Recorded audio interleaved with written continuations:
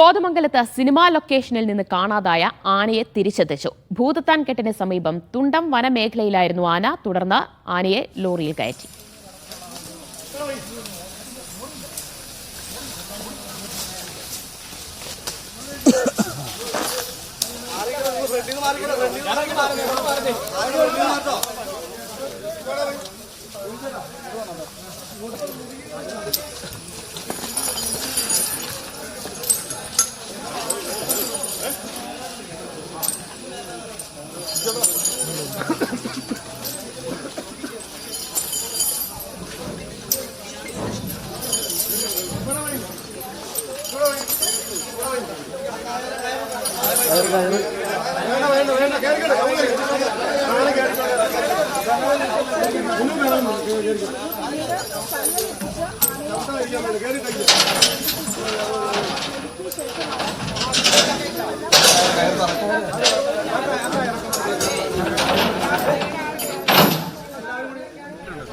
ആന കിട്ടിയിട്ടുണ്ടത്.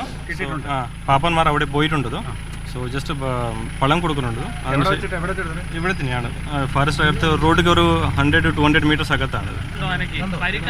അങ്ങനെയായിട്ട് ഒന്നും കണ്ടിട്ടില്ല. ഒന്നും കണ്ടിട്ടില്ല. ഇല്ല, ഇത് റോഡ് സൈഡ് ഒരു 200 മീറ്റേഴ്സ് അകത്താണ്. അപ്പോൾ ഫോറസ്റ്റ് ഡിപ്പാർട്ട്മെൻറ്റിലെ ഒരു വാച്ചർ ഈ ആന കടന്നുപോയ ഫുട് പ്രിൻ്റ് കണ്ടു. അത് വെച്ചിട്ട് സെർച്ച് ചെയ്താണ് ആനയെ കണ്ടു കിട്ടിയത്. വേറെ കുഴപ്പങ്ങളൊന്നും ആനയ്ക്കില്ല. വേറെ ആന ഇതിൻ്റെ പുറകെ വന്ന് കുത്തിയോണ്ടാണ്. കുത്തിയിട്ട് ഒരു കുത്തുകൊണ്ടും നിന്നില്ല, പുറകെ നടന്നു കുത്തുകാരൻ. അതുകൊണ്ടാണ് അത് ഓടിപ്പോയത്.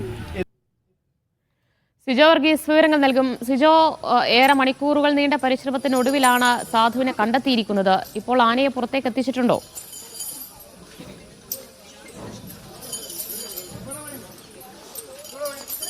ദിവ്യ, ഇന്നലെയാണ് ഈ ആനയെ കാണാതാകുന്നത്. ഇന്നലെ രാത്രിയും ഇന്ന് പുലർച്ചെ മുതൽ ഈ അല്പസമയം മുമ്പ് വരെ നടത്തിയ തെരച്ചിലിനൊടുവിലാണ് ഇപ്പോൾ ആനയെ സുരക്ഷിതമായി ഈ പ്രധാന റോട്ടിലേക്ക്, കാട്ടിൽ നിന്ന് പുറത്തേക്ക് ഇറക്കി പ്രധാന റോഡിലേക്ക് എത്തിക്കുകയും പിന്നീട് ലോറിയിൽ കയറ്റി ഉടമയുടെ വീട്ടിലേക്ക് കൊണ്ടുപോവുകയും ചെയ്തിരിക്കുന്നത്. ആനയുടെ ഉടമ കോട്ടയം സ്വദേശിയാണ്. അദ്ദേഹത്തിൻ്റെ വീട്ടിലേക്കാണ് അല്പസമയം മുമ്പ് ആനയെ ലോറിയിൽ കയറ്റി കൊണ്ടുപോയത്.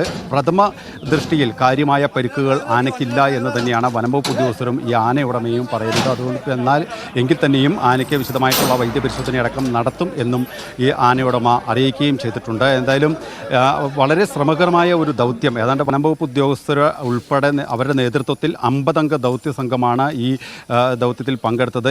തൃശ്ശൂരിൽ നിന്ന് എലിഫന്റ് സ്ക്വാഡ് ഉൾപ്പെടെയുള്ളവർ സ്ഥലത്തെത്തിയിരുന്നു. ഇന്നലെ ഈ തെലുങ്ക് സിനിമയുടെ ചിത്രീകരണവുമായി ബന്ധപ്പെട്ട് ഇടമലയാർ ഫോറസ്റ്റ് ഡിവിഷനിലെ തുണ്ടം റേഞ്ചിൽ വെച്ചാണ് ഈ ആനകൾ തമ്മിൽ ഏറ്റുമുട്ടുന്നത്. 5 ആനകളെയാണ് ഈ സിനിമയുടെ ചിത്രീകരണവുമായി ബന്ധപ്പെട്ട് ഇവിടെ എത്തിച്ചത്. 3 പിടിയാനയും 2 കൊമ്പനാനയും ഉണ്ടായിരുന്നു. ഈ കൊമ്പനാനകൾ തമ്മിലാണ് ഏറ്റുമുട്ടിയത്. മണികണ്ഠൻ, സാധു, ഈ 2 ആനകൾ തമ്മിൽ ഈ ചിത്രീകരണത്തിനിടയിൽ ഏറ്റുമുട്ടി. അവിടെ നിന്ന് പിന്നീട് ഈ ആനകളെ തളയ്ക്കുന്ന ഭാഗത്തേക്ക് ഈ സാധു നടന്ന് നീങ്ങുകയും ചെയ്തു. അതിനിടയിലാണ് പിന്നിൽ നിന്ന് വീണ്ടും ഈ മണികണ്ഠൻ്റെ ആക്രമണം ഉണ്ടാകുന്നത്. തുടർന്നാണ് ഈ സാധു എന്ന ആന കാട്ടിലേക്ക് കയറുന്നത്. കാട്ടിലേക്ക് കയറിയതിനെ തുടർന്ന് പിന്നീട് തെരച്ചിൽ നടത്തി. പാപ്പാന്മാർ ആദ്യം തെരച്ചിൽ നടത്തി, പിന്നീട് വനപാലകരുടെ നേതൃത്വത്തിൽ തെരച്ചിൽ നടത്തിയെങ്കിലും കണ്ടെത്താൻ കഴിഞ്ഞില്ല. ഒരു രാത്രി മുഴുവൻ ഈ ആന കാട്ടിലായിരുന്നു.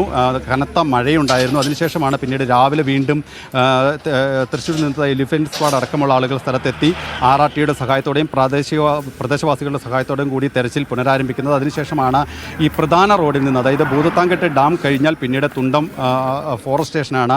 അതിന് ശേഷമാണ് ഈ വടാട്ടുപാറ എന്ന ഗ്രാമമുള്ളത്. അതിനിടയിലാണ് സിനിമയുടെ ചിത്രീകരണം നടന്നത്. ആ ഭാഗത്തു നിന്ന് ഉൾക്കാട്ടിലേക്ക് കയറി മലയാറ്റൂർക്ക് പോകുന്ന ഒരു കാനന പാതയുടെ സമീപത്തായി ഈ ആന നിലയുറപ്പിച്ചിരുന്നു. അവിടെ നിന്നാണ് പ്രധാന റൂട്ടിലേക്ക് ആനയെ എത്തിച്ചത്. തുടർന്ന് ആന ശാന്തനാകുന്നത് വരെ അല്പസമയം കാത്തിരിക്കേണ്ടി വന്നു. ആദ്യം പാപ്പന്മാരോടൊന്നും ഇണങ്ങാൻ ഈ സാധു തയ്യാറായില്ല. കാരണം ആന അത്രമാത്രം പരിഭ്രാന്തിയിലായിരുന്നു. അതിനുശേഷം ആനയെ ശാന്തനായ ശേഷമാണ് ആനയുടെ അടുത്തേക്ക് പാപ്പന്മാർ എത്തുകയും ആനയെ നിയന്ത്രിച്ച് ഈ ലോറിയിലേക്ക് കയറ്റുകയും ചെയ്തിരിക്കുന്നത്. എന്തായാലും അവിടെ നിന്ന് പിന്നീട് ഇപ്പോൾ ഈ ആന ഉടമയുടെ സ്ഥലത്തേക്ക് കൊണ്ടുപോവുകയും ചെയ്തിട്ടുണ്ട്. എന്തായാലും ഈ സിനിമാ ചിത്രീകരണം ഇവിടെ അവസാനിപ്പിച്ചിട്ടുണ്ട്. അവർ താൽക്കാലികമായി മാറാൻ പറഞ്ഞിട്ടുണ്ടായിരുന്നു. ഇന്നലെ തന്നെ മറ്റെല്ലാ ആനകളെയും ഇവിടെ നിന്ന് മാറ്റുകയും ചെയ്തിട്ടുണ്ട്. എന്തായാലും ഈ പേര് സൂചിപ്പിക്കുന്നത് പോലെ തന്നെ സാധു ഒരു ഒരു പാവമാണ് എന്നാണ് ഈ ആനയുടമ പറയുന്നത്. കാര്യമായ പ്രശ്നങ്ങളൊന്നും ഉണ്ടാകാത്ത ഒരു ആനയാണ്. ഈ ക്ഷേത്രങ്ങളിൽ എഴുന്നള്ളിപ്പിനടക്കം കൊണ്ടുപോയിക്കൊണ്ടിരിക്കുന്നതാണ്. എല്ലാവിധ രേഖകളും നിയമപരമായ നടപടിക്രമങ്ങളും പൂർത്തിയാക്കിയാണ്